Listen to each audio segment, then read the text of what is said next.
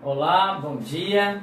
Hoje temos uma live extra, né? Muito importante, né? Estamos todos contentes hoje pela vitória do Brasil ontem pela Copa do Mundo, né? Vamos esperar que o Brasil continue a vencer e que podamos também ter esse lado festígio melhorando as nossas energias. Meu bom dia a todos. Hoje é dia 28/6/2018, né? E temos um assunto muito importante a tratar, né? Agradecendo logicamente a Deus pela oportunidade de estar aqui firme, de pé, com saúde, podendo falar para todos vocês, né? Então você cliente, fique muito atento, né? Hoje temos que me dirigir principalmente a 8 milhões de brasileiros que possuem planos individuais, mas logicamente que é um assunto que interessa a todos os 208 milhões de pessoas desse país e aos 47,4 milhões de brasileiros que possuem plano de saúde. Todo ano, no mês de maio, a partir da resolução normativa 171 da Agência Nacional de Saúde, se determina o reajuste para planos individuais, né? Esse reajuste ele nunca sai em maio, né? Há muitas discussões sobre o assunto e ele sempre sai em junho, né? Então, este percentual de reajuste para planos individuais saiu no dia 22/6. Este é o assunto que vamos tratar. Doravante, eu vou procurar explicar para vocês todos os detalhes pertinentes a este assunto. Bom, qual o percentual, então, definido para reajuste para individuais, né, os chamados planos novos, comercializados a partir de janeiro de 1999? Tá? Percentual de 10%. Né? Até algumas semanas atrás, uma liminar em São Paulo, do Instituto de Defesa do Consumidor, havia estabelecido um teto de 5,7% para este percentual. No entanto, a liminar foi derrubada e no dia 22 saiu então um percentual de 10%. Né? E por que isso ganha ainda uma maior importância? Né? Porque todos nós percebemos, né? E eu busquei realmente, para fundamentar o nosso bate-papo, algumas informações. Né? Se temos hoje, né, convenções coletivas de reajustes salariais que estão gerando entre 2,5% e 3%, né? Como pode o plano de saúde ter reajustado em 10%? Essa é uma grande questão. Né? A inflação, certo? Dos últimos 12 meses foi de 2,86%. E se prevê para os próximos anos inflações máximas de 4,25%, 4%, 3,75% até 2021, né, pelos tetos de governo, que podem variar aí entre 2,5%, tá, e 5,5%. Né? Portanto, o que influencia então neste processo? Né? E podemos também, gente, olhar outros índices, né, como o IPCA de 2,86%, INPC de 1,76%, IGPM também muito baixo também. Né? Só que, gente, existem outros fatores de influência com relação ao plano de saúde. Né? E a gente vai ver aqui, e eu vou comentar aqui com vocês. Tá? Ora, tá? Repetindo, né? 47,4 milhões de brasileiros possuem plano de saúde, 17% planos individuais, ou seja, tá? Nós estamos falando de 8 milhões de pessoas. Tá? Ora, essa questão ela tem trazido dificuldade para o mercado, né, desde o seu surgimento. Só que de 2013 para cá, nos últimos 4 anos, os percentuais foram acima dos 13%. Logicamente com a inflação maior, mas os salariais também maiores. Só que os ajustes salariais, como já informei, em queda. Né? E o reajuste dos planos individuais persistem em 2 dígitos. Né? E aí? Inflação versus reajuste. Aí entra outro fator importante, que é a inflação médica, né, que é maior que a inflação normal em qualquer país do mundo. A inflação média, né, médica mundial, né, em 2017 foi de 8,2%, e se prevê que ela seja, tá, de 8,4%, segundo o relatório da EIO, né, que faz um excelente trabalho, né, referente a tendências nesse assunto. Né? Olha, gente, na América Latina, a inflação, né, de 2017 foi de 13,9%, no ano de médio na África é de 15,3%, né? Só que na América do Norte e na Europa foi 6,9 e na Ásia 8,9. Então veja que não é uma questão somente do Brasil, né? Isso é uma série de fatores que influenciam nisso, principais. Olha, gente, tá? Os avanços tecnológicos, tá? A judicialização, que é uma carência muito forte do nosso Brasil, tá? Os desperdícios, as fraudes e o envelhecimento da população. Tudo isso influencia a inflação médica, né? Olha, tá? Quando você vê tudo isso aí, você vai ter alguns complicadores também em países emergentes como o Brasil, né? As condições precárias de saúde, os custos, né, de procedimentos sociais, o aumento da utilização dos planos de saúde, a influência de doenças não transmissíveis como diabetes, câncer, doenças cardíacas ou doenças respiratórias. Tudo isso vai influenciando nesse processo. E aí você vai tendo problema, né? Você também tem a situação de nosso comportamento. Sabia que nosso comportamento influencia nessa questão? E por quê? Por a falta de atividade física, né? As questões hoje relativas ao estresse, a nossa má nutrição, né? As questões de obesidade, colesterol alto, pressão alta, tudo isso influencia. E aí, né, vamos ficar ativo aqui, muitas lives que fazemos, falando sobre a questão da prevenção, né, e a questão da educação, né, que são fatores de influência muito grandes em relação a isso, né? Portanto, quando a gente chega nessa questão, você já viu uma mudança do que é a inflação nossa normal, do que é o nosso reajuste salarial, que dói, e do que é a realidade de uma inflação médica pressionando, então, os reajustes para cima, né? E a gente vem se perguntando aí, né? E como é que a INS chega, tá? A Agência Nacional de Saúde chega nesses 10%? Bom, a gente começa a fazer essas análises que fiz aqui, dessas condições comportamentais, condições de país emergente, da inflação médica mundial. E um outro fator, né, muito pertinente ao nosso país aqui, que é a questão das novas coberturas contratuais. Por quê? Porque a INS, a cada 2 anos, publica novas coberturas, né? Como tem tantas outras que esteve aí, como transplante de córnea e rim, né? Alguns exames relativos ao câncer, de quimioterapia, e tantas outras coisas que vieram a mais nos últimos anos, né? Beneficiando a nós no momento de poder ter direito a utilizar estes serviços. Só que isso, gente, vai por preço, né? E a gente se pergunta aí, e eu fiquei pesquisando muito, qual o impacto das novas coberturas do reajuste?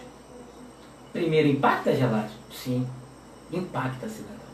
Agora, impacta em que percentual? Boa pergunta. Essa, gente, tá? Eu posso até imaginar alguns insights, mas não sei responder exatamente, né? O que tento fazer é um paralelo entre a inflação real, né, que nós temos aí, 2,86 nos últimos 12 meses, e tá, a inflação média mundial, que é 8,4. Né? E aí, né? Qual a variação de diferença? Como que a INS chega, então, nesses 10%? Bom, nas minhas pesquisas, né, o que se tem de informação é que, tá, a INS procura, certo, desde 2001, né, fazer uma média daquilo que é o reajuste dos planos coletivos. Ora, então você entra em loop. O plano coletivo influencia o individual, que no ano subsequente vai influenciar, tá, o coletivo. Isso acontece muito nas análises paralelas. Ok? O que acontece? Né? Você tem o plano empresarial sobre um outro modelo, que eu posso aqui comentar no final, né? E tem o modelo do individual, que sofre essa influência. Ok? E aí, né, você vai chegar a uma realidade no qual o que falta, entendo, é mais transparência na informação. Se nós sabemos pelos índices técnicos, que são públicos, né, de inflação, como índice que citei aqui, né, de PCA, IGPM, NPC, etc. Então, quando você tem a questão médica, né, que no coletivo tem influência da variação, VCMH é a moeda, variação de custo médico, variação de custo médico hospitalar, ok? Para poder determinar esse reajuste. Olha, gente, tá? Isso é quase que uma caixa preta.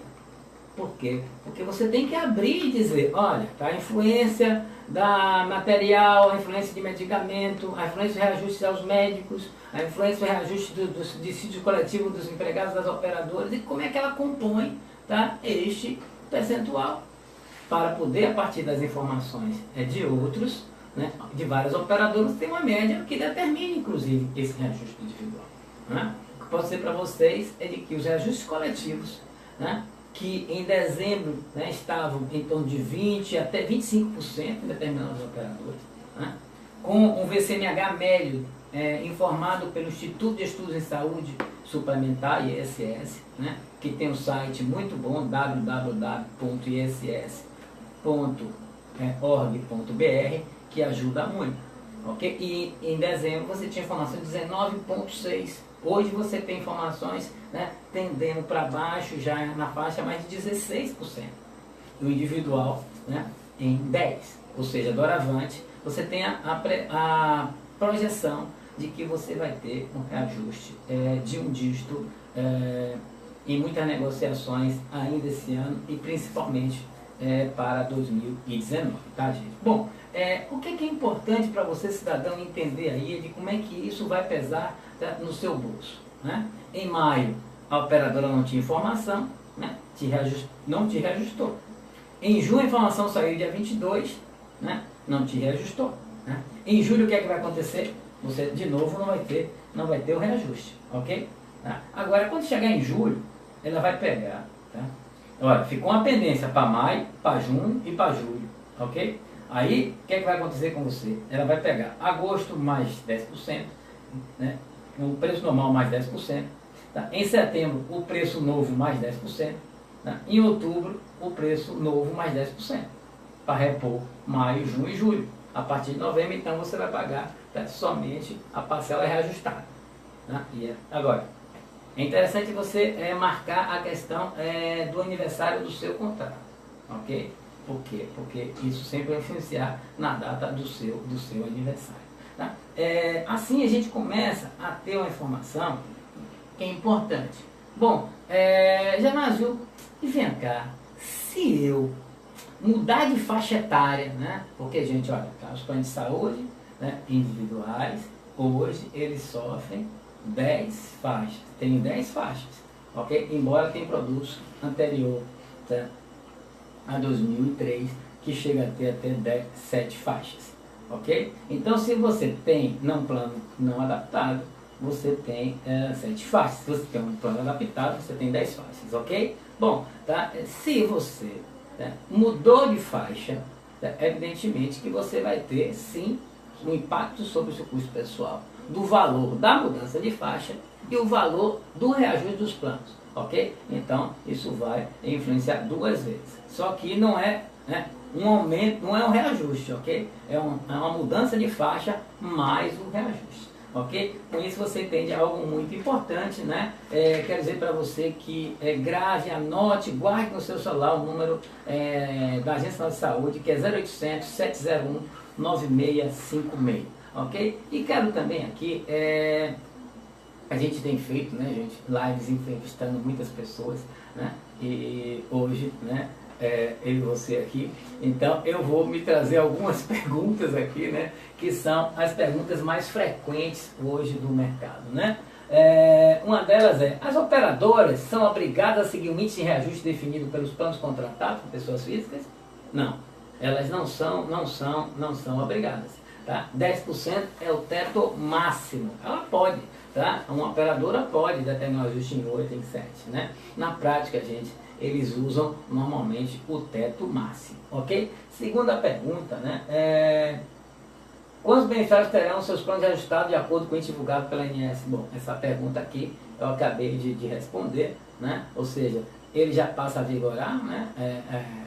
Daqui para frente, só que a aplicação vai seguir a rotina que expliquei há pouco. Outra pergunta é se houve alguma alteração na metodologia, né? No ano de 2015 não houve, gente, essa metodologia é antiga, né? Eu já expliquei para vocês que é desde 2001, né? E vem, né, eu quero reforçar essa questão, né? A inclusão de novas coberturas no rol de procedimento de ANS causou impacto para o reajuste de 2015 ou outro ano qualquer? Né? Ela influencia sim, eu já comentei, né, que é bom para a gente quanto beneficiário, mas ela influencia no custo, num percentual que a sociedade precisa saber como é que as operadoras projetam este impacto. Né? Bom, A questão da faixa etária também já expliquei para vocês aqui, né? É bom agora vocês entenderem que há uma diferença clara entre os reajustes individuais, que são determinados pela ANS, ok? Então a operadora não tem o poder de decidir isso. Ora, ela tem o poder onde? Nos planos coletivos, seja nos planos por adesão, seja nos planos coletivos empresariais, ok? Vamos repassar um pouquinho rapidamente sobre o que é isso, embora não seja o foco principal, já que há uma influência sobre isso. Bom, nos reajustes para planos até 30 vidas, você tem a variação de custo médico hospitalar, VCMH, né, mais a média de sinistro da carteira daquela operadora para planos de 2 a 29 vidas. Né? Isso tem feito com que esse ajuste, como já expliquei, girado em torno de 16%, né, em queda hoje, mas esse ajuste, dependendo da operadora e do sinistro da operadora, né, no passado recente aí, chegou até 25%, principalmente nos produtos coletivos por adesão, que você tem que ficar atento, né, e que o seu corretor, de preferência Anubis, possa tirar suas dúvidas com relação aos questionamentos relativos à periodicidade, né, e como é que essa questão funciona. Já nos planos coletivos com mais de 30 vidas, além da questão do VCMH, a sinistralidade não é feita pela média, é feita de PSI, de empresa por empresa. Então esses ajustes aí podem variar, já que se busca um equilíbrio a partir de 70% de consumo, ou seja, entre o 100 que se paga, tá, e o X que se consome. E aí esse reajuste, gente, ó, tá, torna essas negociações num embate forte, só que a operadora, ela tem, tá, a empresa tem poder de força, né, dos seus negociadores, né, aliado ao seu corretor, para brigar por seus direitos. E para os planos individuais, é aí que entra a INSS Poder Cidadão. Tá? E isso fez, inclusive, com que, gente, tá, e aí vem uma grande dificuldade para nós consumidores, né, fez com que as operadoras deixassem de oferecer esse produto no mercado. Embora no registro da INSS existem 458 operadoras vendendo para individual, provavelmente a maioria dessas da Unimed, já que existe 350 Unimed pelo Brasil. Só que, né, exemplo, Salvador, só existe uma operadora que oferece para individual para o mercado, que é a operadora Privida. Você tem algumas alternativas para a pessoa física, que são os produtos coletivos por adesão, mas que tem regras diferentes, né, de reajuste e de rescisão.